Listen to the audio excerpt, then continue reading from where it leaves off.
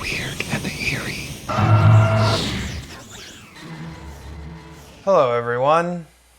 This is Marlo. And this is Steve, and we are Lost Futures, a Mark Fisher podcast. And we've got a special clip coming at you from one of our Patreon episodes. So go over to Patreon and like and subscribe to get the full episode. But in this episode, we're talking about the weird.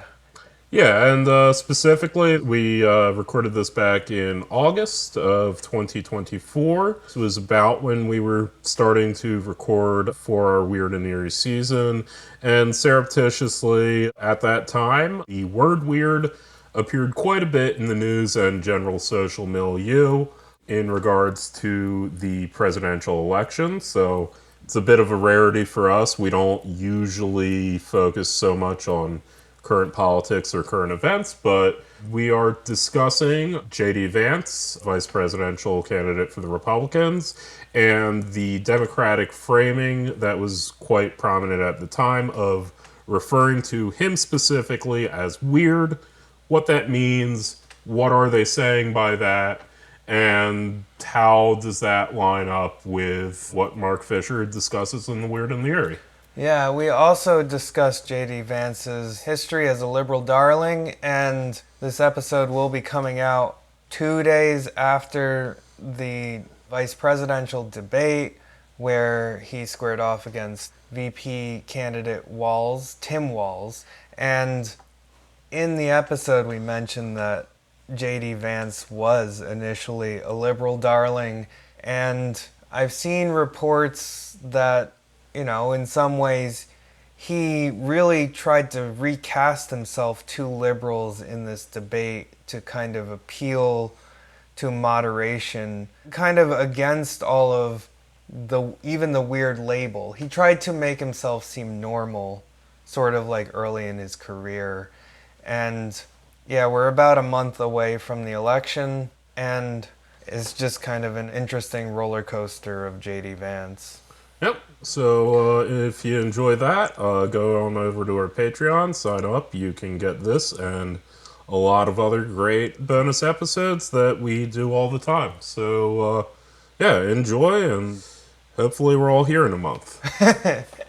All right. See ya. What were the particular happenings that... Let's give votes to all children in this country, but let's give control over those votes to the parents of those children.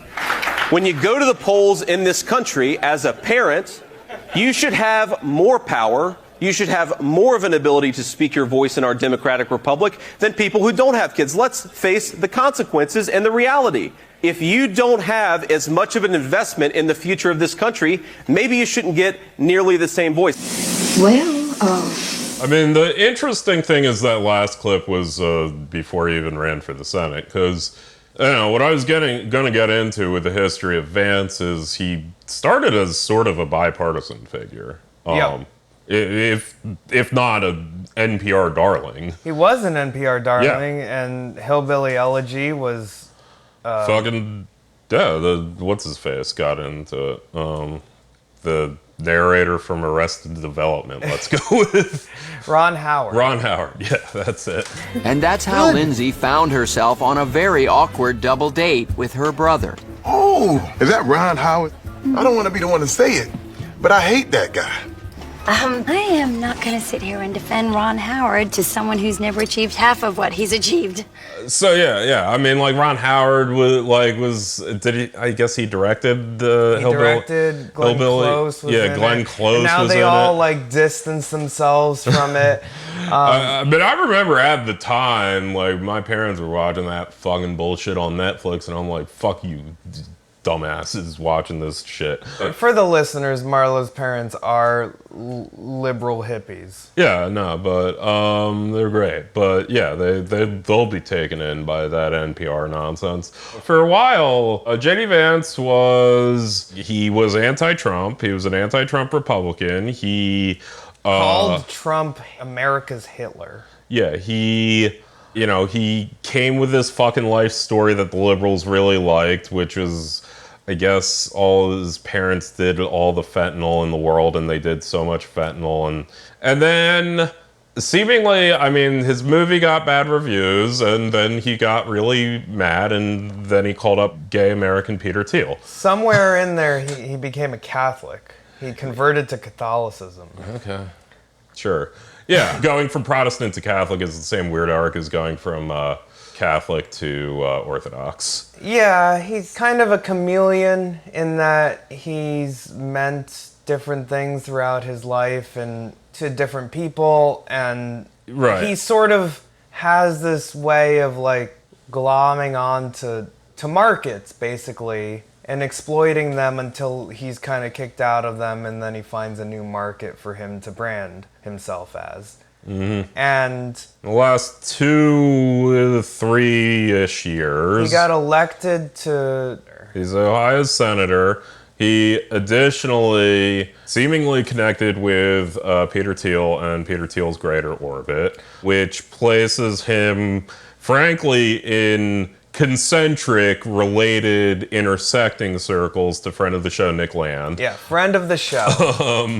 When he was picked, this was actually my first thought, which was, is his weird internet shit gonna bite him in the ass? Seemingly not directly the internet shit, but also the internet shit is what's informing his obsessions with childless cat moms, because it does directly arise from these certain very online conservative circles on the internet where they are basically putting forth these very particular theories. Like techno-feudalism. Yeah, and... like a weird quasi-monarchism if you're in, like, the Podarites kind of... like, this idea that liberalism is failing and we need to be the future that decides what comes next. Right. It is sort of exactly like fascism, but also they're on the internet and it's not the 1930s anymore.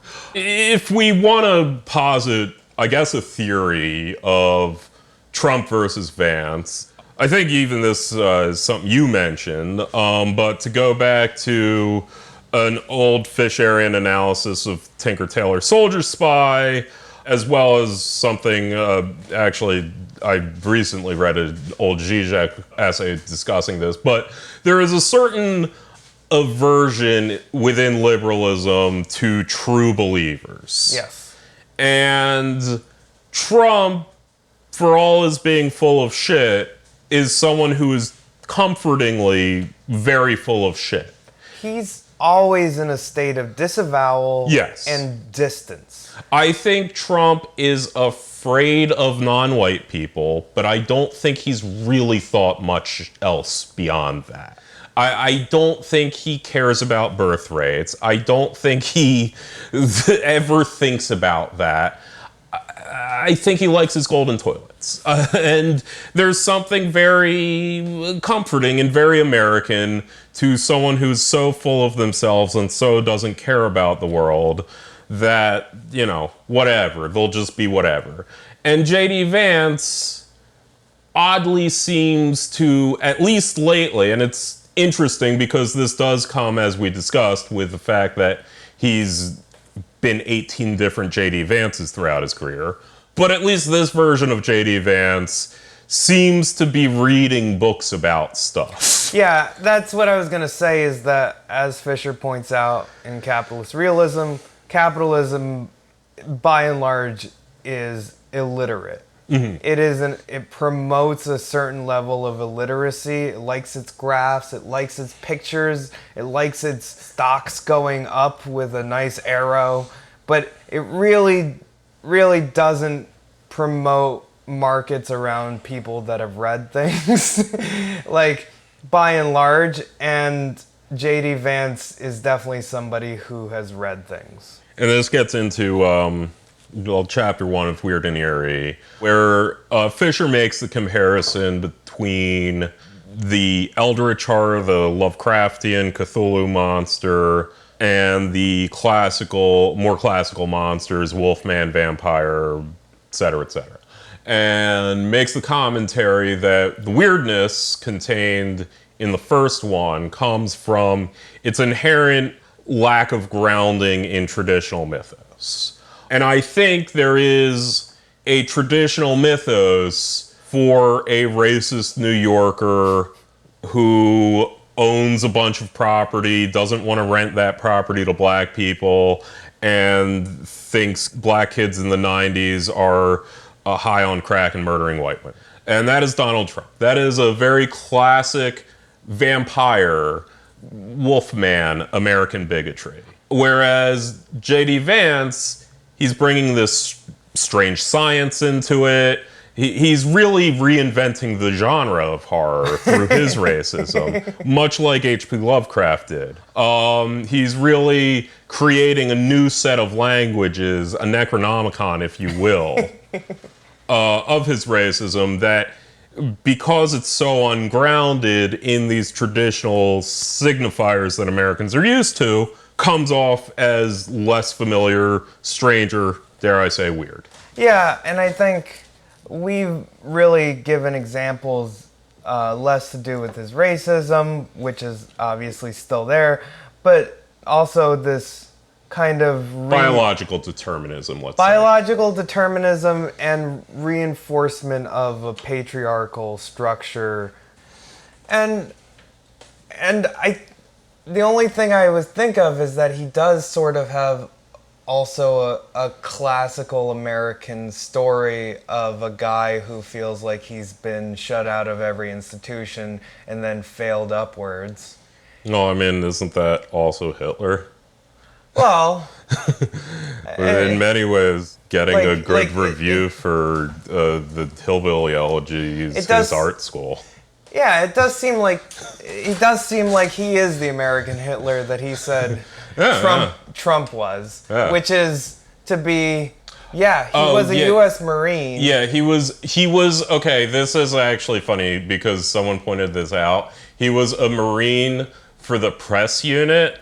So basically, if you remember the movie with Tom Cruise, The Edge of Tomorrow, Live, Die, Repeat, where they set up Tom Cruise's character to initially be a piece of shit, so then he could, like, redeem himself by saying, when he was a piece of shit, he was in the Marines press unit, where he was just this annoying dude in the Marines that all the fucking Marines fucking hated, because he, like, just sat his ass in the lazy boy all day and is, like, writing propaganda for the government while, like, all his, like, fellow soldiers are dying. And, like, so that was J.D. Vance's real job in the Marines. Yeah. Again, this bolsters my argument that every single institution that he found himself in, whether or not it was with his Yale buddies, whether or not he was in the Marines, whether or not he was even hanging out with Silicon Valley, it just seems like the institutions that he found himself in kind of all rejected him and thought he was a fucking weirdo. And through all that, he suddenly gained more and more power and influence by moving up the political ladder after becoming a household name due to his best-selling book and then film. Mm-hmm. You know, he's like the Jonah Ryan of this universe. Yeah. So then, now why is he obsessed with birth rates? Why is he obsessed with childlessness? Why is he obsessed? I still think it goes back to, like, taking family values at its face and then running with it in a weird accelerationist kind of... Yeah, I mean, it's certainly not anything he made up. If you are a weirdo who is online a bunch, you've run into these people. You know, there's always been right-wing theory crafting and a certain level of reactionary fascism. And that, again, I mean, surrounded Trump. I mean, if you remember Trump in 2016, I mean, imagine 2015 and you never saw that goddamn frog drawing. And then, like, by the end of 2017, how much did you see that fucking frog? Like, there were strange things and strange people surrounding the Trump campaign and administration from the beginning. I mean, it was a very, especially in 2016, it was a very 4chan-based campaign, at least on the online element. But he didn't really talk about it. But yeah, it was always surrounding Trump. It wasn't Trump himself. It was sort of that time when he got confronted about QAnon, and he's like, I'm sure there's some great patriots out there. I don't know who they are, but they're great patriots. Yeah. No, like... If they like me, then I like them. Yeah, J.D. Vance would have had a canned answer, and he would have studied it rather than Trump, like, just trying to pitch the question, because Trump himself is aware that, like, yeah, I can't really, like, directly be a member of these fucking people. But yeah, no, it is, I mean, in many ways, like, a thing that surrounded Trump, but J.D. Vance, when he made his pro-Trump pivot, kind of enmeshed himself in that culture directly. Yeah, and confused it, I think, similar to the way that, what was the other guy that ran against Trump? God, Ron DeSantis. I keep forgetting Ron his name. DeSantis kind of... It's so funny how much I keep forgetting his name. He sort of ran an online campaign, too, and did the whole, like, we're doing the Nazi symbols in the back of our ads, and he flopped like a lead balloon because he didn't get that politics a lot of times is just dog whistles and, like, being vague enough to signal and not actually saying what you believe. Or When I was in high school, there was a movie called Snakes on a Plane. And that movie, the people who made that movie saw the internet and said, this movie's going to be huge. Yeah. And it wasn't huge. It flopped. Most people never fucking saw. Me and all my friends went to see the movie because we knew it was a joke walking in. And no one else knew it was a joke walking in. Yeah. Like, they are just normal people who wanted to see a movie and had to deal with me and my virgin fucking nerd fucking high school friends. And I mean fucking Morbius. Morbin time. Yeah, like that movie ran in theaters for a week. It made $300. They're like, okay, I guess we need to take it out of theaters. Then everyone on Twitter is like, it's Morbin time. And then they're like, oh, there's something there. And they put it back in theaters and it made $150. Well, once again, you have this confusion of, like, viral marketing with the market rewarding viral marketing. Yeah, in all the cases, including Vance and Ron DeSantis, it does seem to be an issue of misapprehending the representation of your sample size. Like, I think of Vance's, I guess, ascendancy or potential ascendancy as sort of being a merger of what I think has been happening for a while, which is kind of an oligarchical superstructure of, because, you know, Elon Musk pushed for him to be the VP, Peter Thiel, a bunch of other venture capitalist billionaires who own media conglomerations and general investment firms or like PayPal or whatever are all like, this is our guy. And I think that as we've seen with the recent Donald Trump, Elon Musk conversation, that you have this integration of the two things of like the MAGA movement and Silicon Valley / like online media spheres kind of being like, we can do this and have this blitzkrieg of media, unearned media that we don't have to pay for as long as we're both like, we're friends, right? And I think that sort of is why Vance got the pick more than anything else, because he had people lobbying on his behalf saying, this guy is our guy, we want him in, and we'll promise you the election if he's our guy. And I think that, yeah, it's like once he gets on a national stage, he just kind of flopped, has really low polling ratings. People just seem to fucking despise him. Yeah, it does appear to be one of the worst VP picks of all time, and yeah. It is a question as to like why. Like, well, why I think not? I'm trying to explain why. No, yeah. I'm just saying, like, it is very much like a bizarre choice on Trump's team's part, just because it's like, if you have the dictatorship of the bourgeois, this is the bourgeois choosing their influence, right? Yeah, I mean, or a very diluted segment of the bourgeois that came out of like the 90s and 2000s and 2010s era of like increasing towers of fake money built on top of more fake money.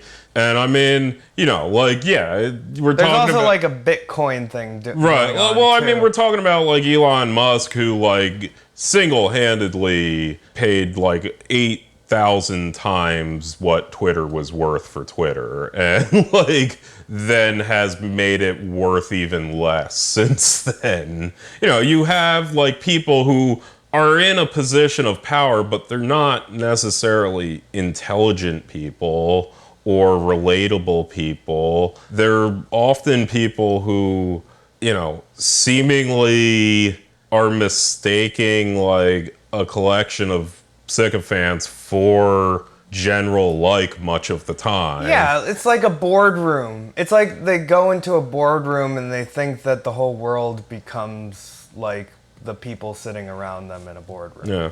I mean, another example of someone who was a fucking liberal darling until he wasn't, Elon Musk. Exactly. You know, in both cases, it does seem like they purposely burnt those bridges in ways that they didn't necessarily have to in favor of increasingly niche and removed from the general public in groups. Also, somebody who's really into birth rates and weird biological racism. Yeah, I mean, Peter Thiel's always been a fucking freak. So, like, Peter Thiel's always been Peter Thiel. But, like, Elon Musk, I mean, the motherfucker is just like, oh, we need to stop global warming with electric cars. Like, I don't know, like, who held a gun to his head and was like, yeah, you should give all that up for just, like, insane people. The invisible hand, the eerie hand of capital. Yeah, I mean, it's just, yeah, it is bizarre. It's just like, I don't, I mean, yeah, J.D. Vance could have just